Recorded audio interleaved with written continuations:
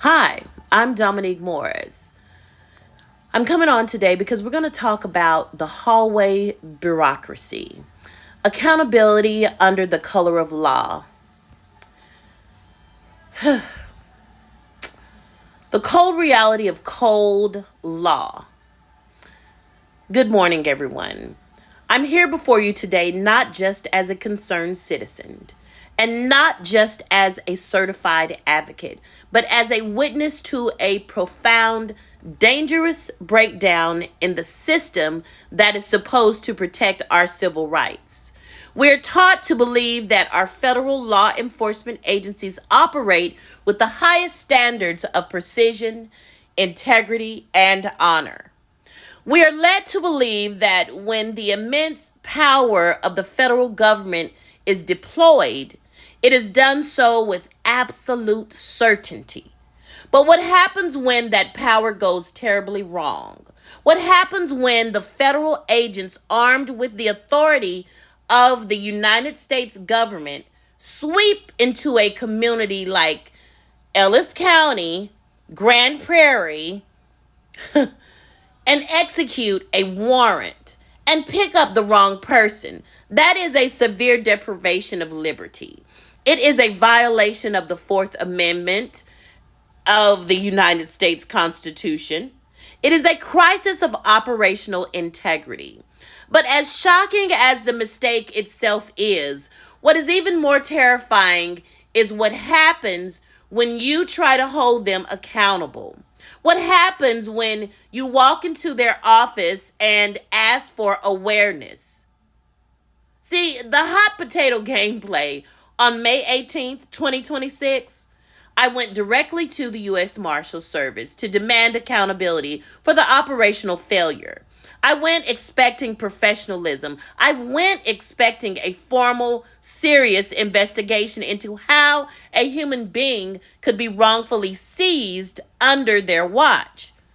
Instead, what I witnessed was a masterpiece in bureaucratic evasion, a game of jurisdictional hot potato. Two U.S. Marshals, uh, Superior Deputy Ebert, badge number 30090, and Deputy Bond, badge number 32557. Two U.S. Marshals looked at a systematic failure, looked at a blatant violation of citizens' constitutional rights, and decided it wasn't their problem. They began tossing the responsibility back and forth, acting as if they suddenly lacked the jurisdiction to do anything concerning an event that occurred under their own operational authority in Dallas, Texas, all the way escalating to Ellis County. They shrugged their shoulders. They deflected. They told me to go to the FBI. Think about the sheer arrogance of that response. When a federal agency uses its authority to take someone's freedom by mistake, that authority doesn't vanish when it's time to face the consequences. You cannot wear the badge to make the arrest and then hide behind the lack of jurisdiction to avoid the accountability. Make it make sense. And see, the insult, the biggest insult to all of this, the elevator hallway meeting. But this is what was horrible. What that officer didn't know is that I had the legal right to go through the metal detectors and go back there to the U.S. Marshal's office. The only reason I didn't is because I had to be escorted with my phone by a marshal to go back in the back. But what he did make sure he brought to my attention is that because I was like, are we having a hallway meeting? Well, I can't take you to the back because there's important information back there, blah, blah, blah. Just bullshitted me. But the disrespect did not stop with their words. It was solidified by their actions. A matter of this magnitude, an issue involving unlawful detention, civil rights violations, and the potential liability of federal task forces, demands gravity. It demands a private room, a formal intake log, and a serious documented discussion. Instead, these two U.S. Marshals chose to hold an open meeting concerning this crisis out in the public hallway, right in front of the elevator. Let that image sink in. They treated a fundamental breach of human liberty like a casual piece of office gossip. As people walked by, as the elevators dinged and doors opened and closed, they stood in the public corridor trying to brush off a civil rights complaint. This is not justice. This is not just unprofessional. That is an intentional act of disrespect. It was a calculated attempt to minimize the severity of their failure. By refusing to bring this matter into an office, by refusing to afford it the dignity of a formal administrative review, they tried to treat constitutional crisis like a minor inconvenience.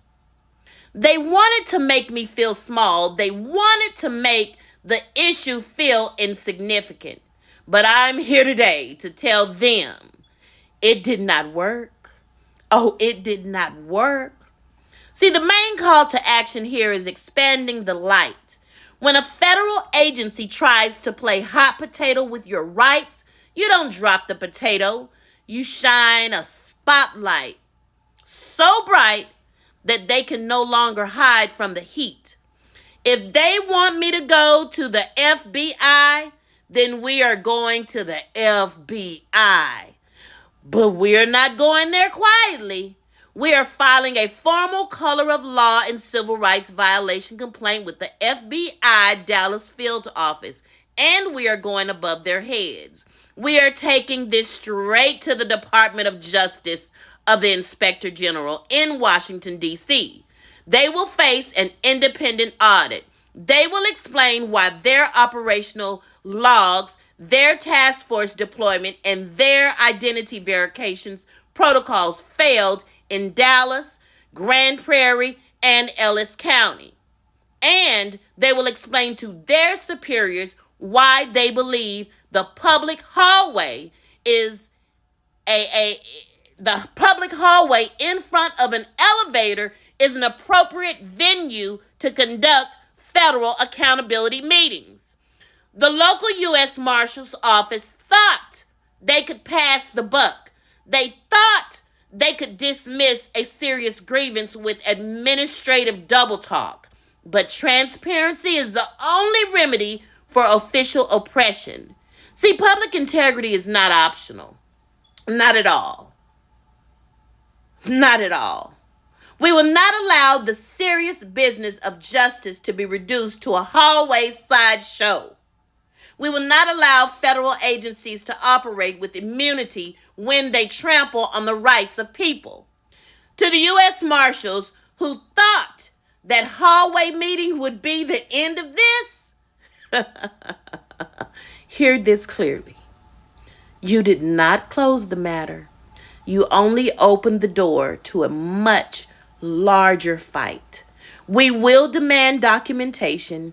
We will demand a review of the North Texas Fugitive Task Force, and we will ensure that every single agency involved from Ellis County to Grand Prairie to Dallas, the federal steps will be checked and held to the highest letter of the law. Justice is not a game of hot potato. Liberty is not an afterthought by the elevator. It is the foundation of our constitutional rights, and we will defend it without apology. Thank you. I'm Dominique Morris, and the public has been informed.